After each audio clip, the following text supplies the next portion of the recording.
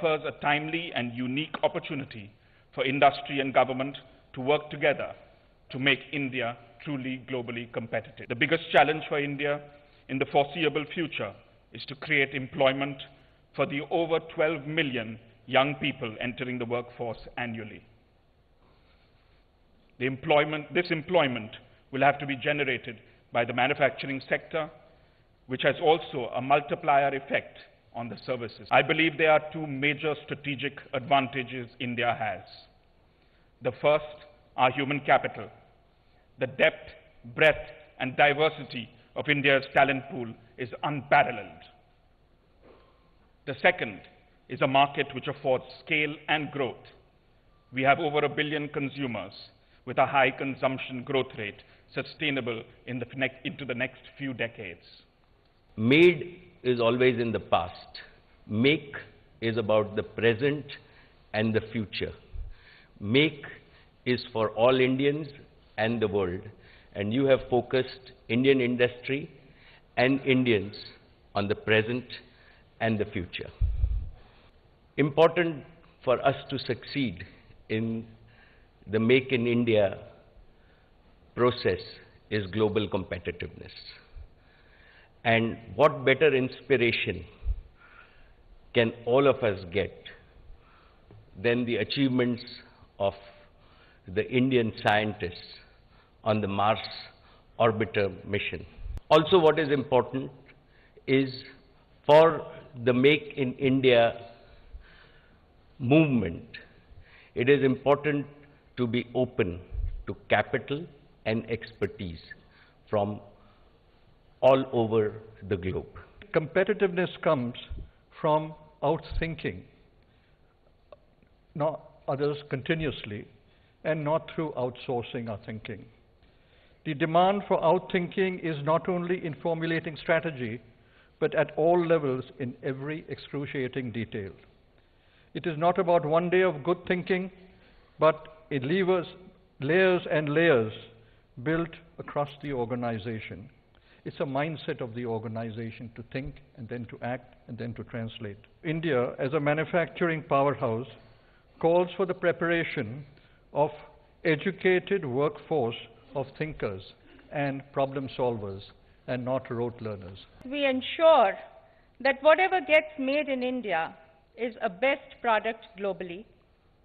We ensure that our manufacturing processes are sustainable, and we ensure that what gets made in India is at competitive costs. We need to focus on the ease of doing business, that is making rules, regulations, and decision-making simple, quick, and transparent. Second, the industry would need all the infrastructure, access to land, natural resources, power, railways, ports, connectivity, and so on. The third, we would need policies for specific sectors that have the highest potential for growth. And fourth, we will need to give our young people the right training so that they have skills for manufacturing. I think the whole attitude of moving with speed and giving a premium to speed, also much greater coordination between the state and the center, because it's the states where the action actually happens. Right. So I think it's about attitude to start with. So what about enabling policies? What do you think are the key enabling policies that are needed to make India a key man? I think transparency is the main one, and like I said, giving a premium to speed. I think both of these added to that meritocracy. All of those are the key elements for moving investment along fast. So last question, how do you think India will actually compete with China, which is a global manufacturing hub? I think that China's cost structure is a little of a black box, and I believe that in several industries in India, if you were to fully add it, our product and that of China, I'm sure that we are already globally competitive.